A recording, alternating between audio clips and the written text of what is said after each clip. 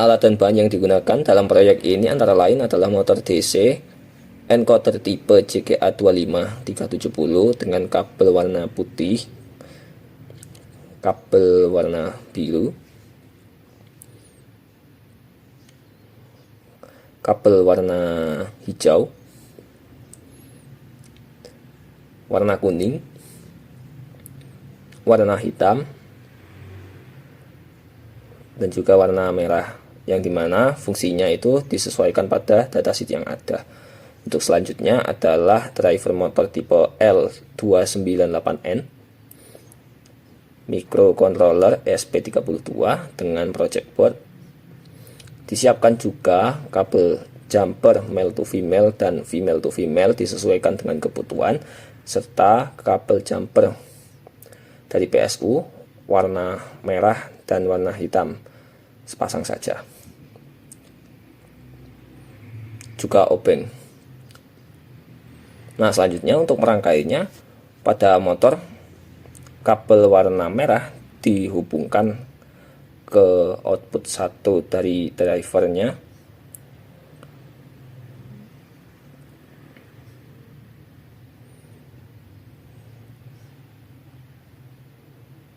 kemudian kabel warna putih disambungkan pada pin output kedua pada driver, di mana bagian ini akan digunakan untuk memberikan sumber tegangan 12 volt pada motor DC tipe encoder JGA25370.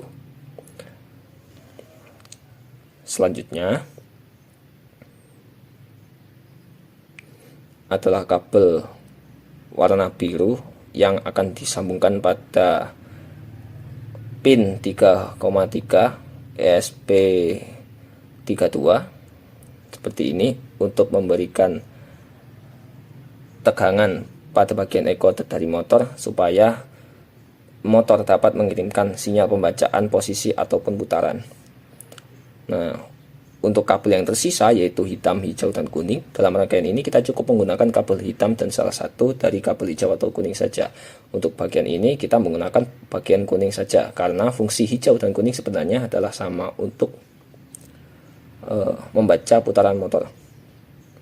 Nah, kita sambungkan dulu kabel hitam pada bagian yang nantinya akan digunakan ground bersama untuk komponen-komponen yang lainnya juga. Setelah itu kita jumper pada bagian enable untuk driver menggunakan jumper warna hijau itu. Nah, selanjutnya jumper female to female pada bagian IN1 dan juga IN2.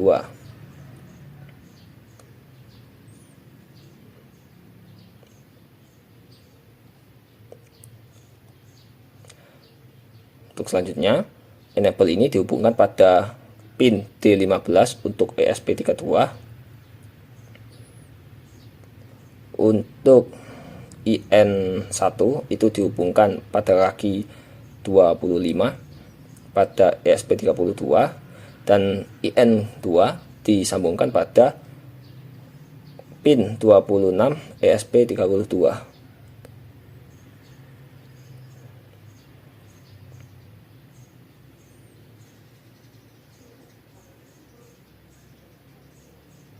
Nah, selanjutnya untuk bagian kuning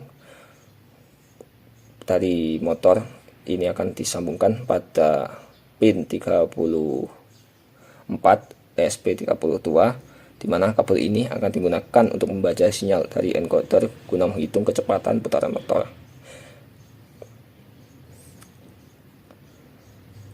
Nah, setelah semua rangkaian antara motor, ESP32 dan driver selesai disusun, nyalakan power supply dan atur tegangan hingga 12 volt. Jangan lupa untuk arusnya itu juga diberikan supaya keluaran dari PSU itu stabil dan rangkaian tidak konslet ataupun gagal berfungsi.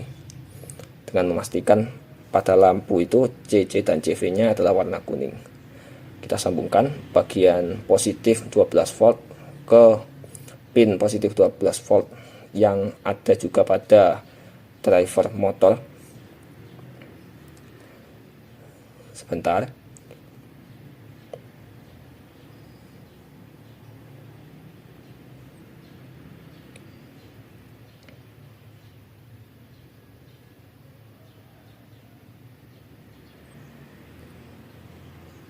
Jangan lupa dalam menyambungkannya ini harus dengan rapat dan jangan sampai terlepas, karena itu akan sangat berpengaruh pada rangkaian yang ada. Nah, untuk ground atau negatif pada PSU itu juga diserikan pada ground yang ada pada motor DC tadi. Begitu juga pada SP32. Dan yang terakhir, ground pada driver motornya sendiri itu juga disamakan, diseri juga pada driver komponen sebelumnya.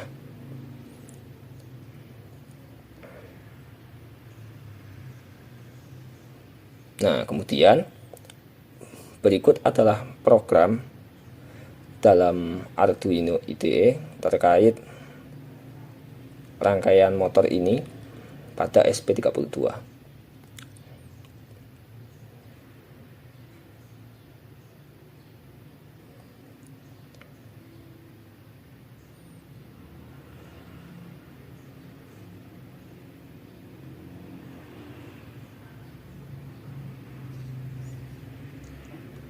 Oke, setelah itu jangan lupa kita verify dengan mengklik tombol centang. Kita tunggu sampai compiling sketch-nya ini selesai. Nah, bila selesai nanti akan terdapat tulisan done compiling seperti ini. Bila sudah, berarti rangkaian sudah benar. Kita bisa langsung mentransfernya pada ESP32 menggunakan kabel USB Type-C. Oke. Tunggu sampai selesai, kemudian selagi nunggu kita boleh melihat serial monitor untuk melihat hasil PWM maupun RPM. Tunggu sampai uploading ini selesai. Oke, setelah itu, nah di sini didapatkan PWM 12 ini akan menghitung terus-menerus hingga 255. Pada 255 maka akan stuck di bagian 255, namun RPM ini akan berubah seiring waktu.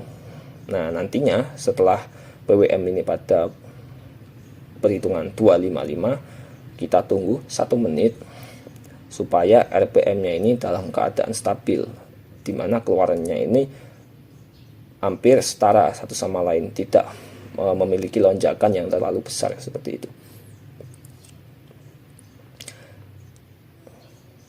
Jika RPM ini semakin besar, maka perputaran motor juga akan semakin kencang.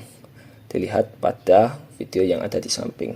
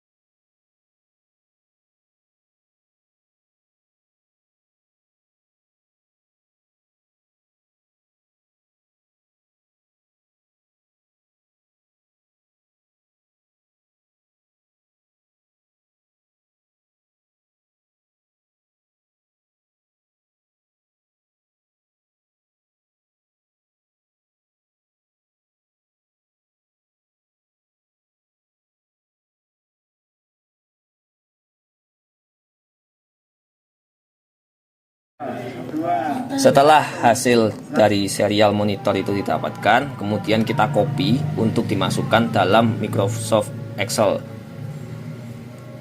Nah, setelah itu kita hapus bagian PWM.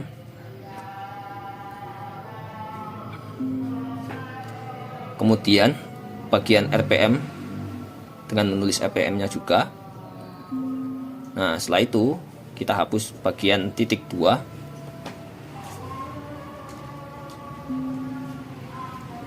Nah, yang selanjutnya adalah garis itu kita ganti dengan titik 2.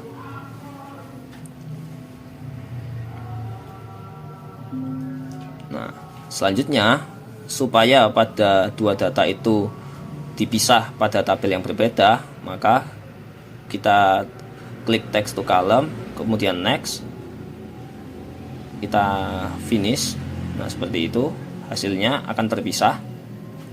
Maka kemudian kita copy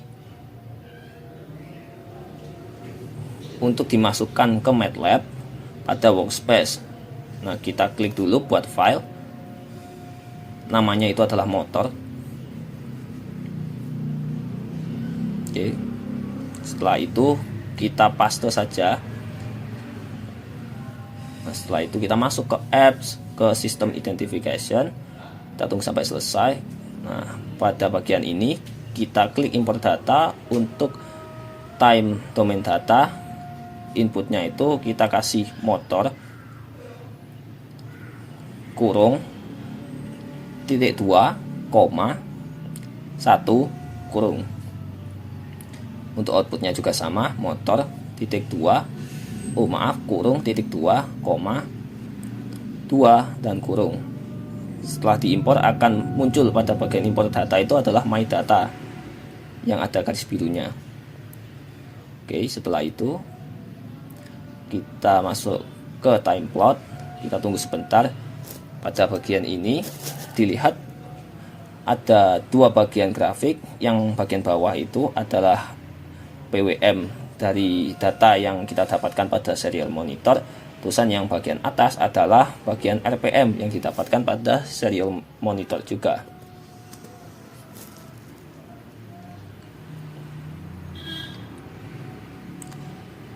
Setelah itu kita ke estimate transfer function model,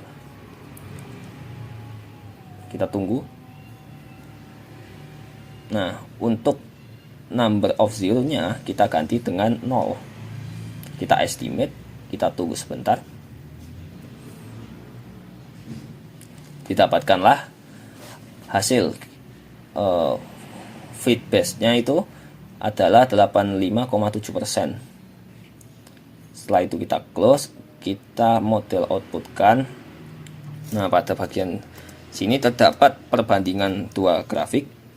Yang warna hitam itu adalah grafik dari model yang sebenarnya pada motor DC yang kita dapatkan dari serial monitor itu. Yang kedua adalah sama sebenarnya, grafik motor DC, namun sudah ditambahkan transfer function. Nah, untuk transfer functionnya itu di mana? Maka untuk mendapatkannya kita klik pada bagian TF1 yang warna biru itu. Nah, di sini didapatkan nilai dari transfer function itu sendiri. Kemudian number of pole-nya juga 2. Number of zero-nya itu 0. Untuk FPE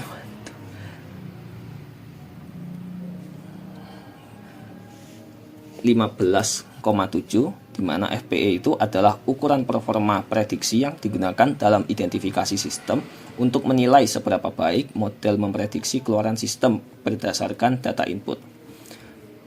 Nah, untuk MSE di situ terlihat ada 15,15, di mana MSE itu mengukur rata kuadrat dari error antara output aktual dan output yang diberikan oleh model sistem kendali.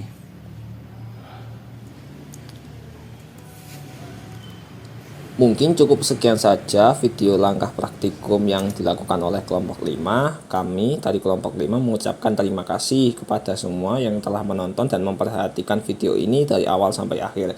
Akhir kata, sekian. Wassalamualaikum warahmatullahi wabarakatuh.